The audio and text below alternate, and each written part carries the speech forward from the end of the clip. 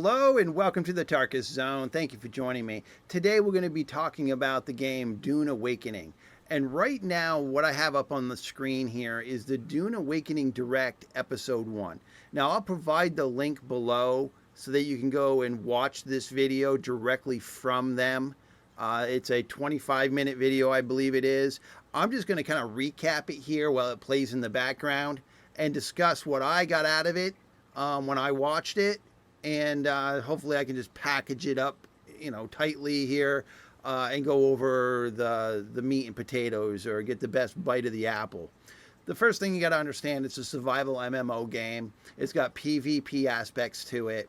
It's going to have a robust crafting system. They're kind of, building their game around the Conan Exile game.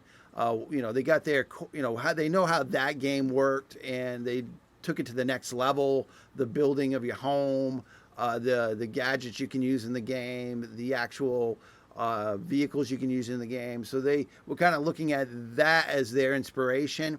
Now they also took inspiration from the movie, the part 1, part 2 movie for their game design. They also took obviously some the creative director here speaks about taking the books themselves, after reading the books and utilizing that knowledge to make this world more like this, the book and the story and the world itself. Here they're showing here in the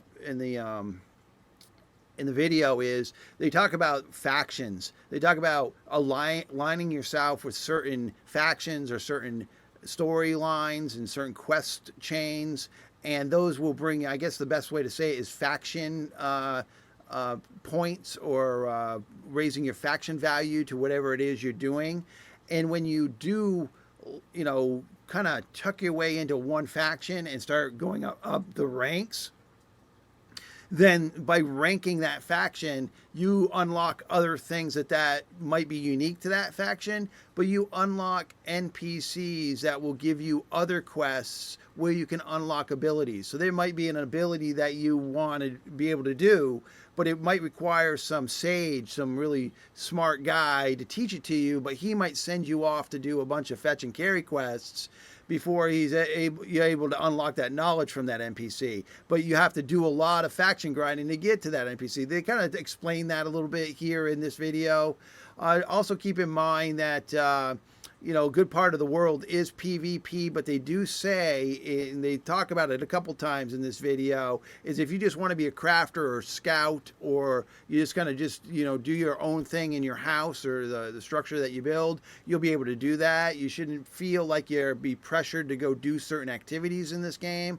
They're just basically an open sandbox feel where you'll be able to do whatever you feel comfortable doing and want to do. Now, also in this game, you'll be able to sell your schematics from your house building. So if you build the Taj Mahal, you can button that schematic up and sell it on the marketplace so that somebody can buy that schematic from you. They'll plop down that blueprint, and then they'll have to construct the building with the materials needed to do it, but they'll be able to just plant down that blueprint. So they added that to the, obviously there's a global marketplace because they've mentioned that a couple times. So you'll be able to sell crafted items and whatnot. They said they went over they said there'll be guild activities, but it didn't get into detail what those guild activities really are. So they didn't go into the meat and potatoes of that. The other thing you need to know is you can't ride the sandworms. You can't kill the sandworms. They're just these OP things in the desert that just irritate you every once in a while. You don't have to do the shuffle walk, the sand shuffle walk. They tried to incorporate that in the game. They felt that was too clunky, so they removed it all together. So you don't do the shuffle step. The other thing they talk about is how you get water in the game. You can lick plants or get the plant fiber and suck on a plant and get water, or the other way is to get someone's blood. So as you kill things in this game, I imagine you got a blood extractor or some sort of vapor extractor that allows you to get the water out of the corpse somehow. It looks like they've done a lot of detail around the armor sets, the buildings, and the vehicles. They seem to really have done a great job at the detail. The detail work of the desert looks really good. It's, you ask yourselves, how much flair can you add to a desert? You know what I mean? How much detail? It's a desert. It's kind of the same landscape over and over again, but it seems like they did a pretty good job. Some of the detail stuff within structures, underground structures, look pretty cool. The sandworm movement looks really neat. What else did they talk about that I haven't talked about? Beta testing. They're going to be opening up more beta slots. I'm hoping to get one myself. I signed up for the beta.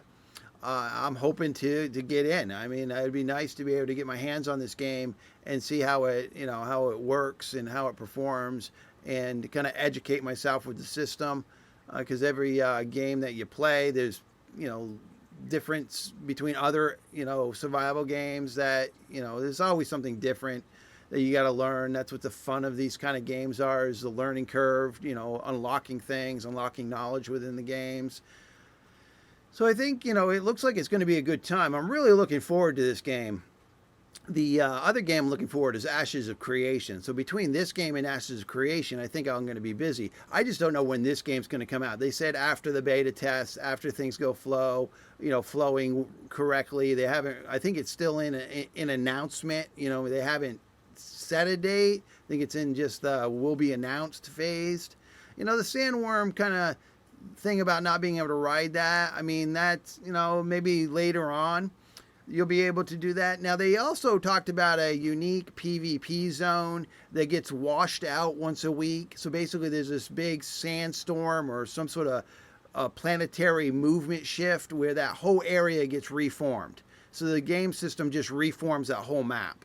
So I don't know what the incentive of being on that map is. I don't know if you can build on that map, but they go over it in this video that there'll be maps that are one way one day, and then the environment completely changes. And I guess you could do that pretty good with a desert. I mean, really, think about how much sand was on top of the pyramids before we had or the Sphinx before we had to dig it out. I mean, so that's basically what they're saying here, is they're going to have these major shifts in these areas where the terrain is different. But what is the incentive of being there? I don't know. But they did talk about it. Here is where they start talking about harvesting the blood in the video. And again, I'll just put a link down below to the source video so that you can watch it yourself. I think overall they're doing really good. I know they're taking advantage of the Unreal Engine and what that has to do. I mean, they just came out with another tech demo about the game and utilizing the full usage of Unreal Engine. All right, I think I really covered it. I think I got the meat and potatoes of what they talked about here, and understanding that they do talk about unique fighting styles and how this game, well, it's not really unique to this game. You see it in a lot of games, but they were saying, okay, you got melee combat, you got talents, you got vehicles, and they all play to within a battle. So it's all a balancing thing for them, and you as a person within that battle, what you want to do. Do you want to be a trooper or a guy out there with a gun, or do you want to be in a vehicle and doing your damage that way? I mean, they just skims over that a little bit in the video, but it looks like that will be, fun. Especially I kind of view it as the battlefield game, where you got people running around with just guns, and you got people flying planes, and got people doing tanks, and you got snipers. So I imagine the battling in this game is going to be nice. I don't know what the progression set is. I haven't seen anything on that yet. How does I know your faction can progress, but how does your character progress? I know it can learn newer talents. But is it like World of Warcraft, where you go up levels and your dodge increases and your parry increases and this increases, and it's all just baked into the character? Or is this like a Souls type of game where you've got to, dodge and weave, and you got to make sure you don't get hit, and if you get hit more than twice, you're dead, kind of like that? I mean, I don't know. I mean, either way is fine with me. I think either way would be fun. All right, well, that's it, folks. I'm only going to keep it for the whole 20-minute video, but I just wanted to discuss it and discuss it with you folks. All right, well, thank you for joining me, and this has been the Tarkus Zone.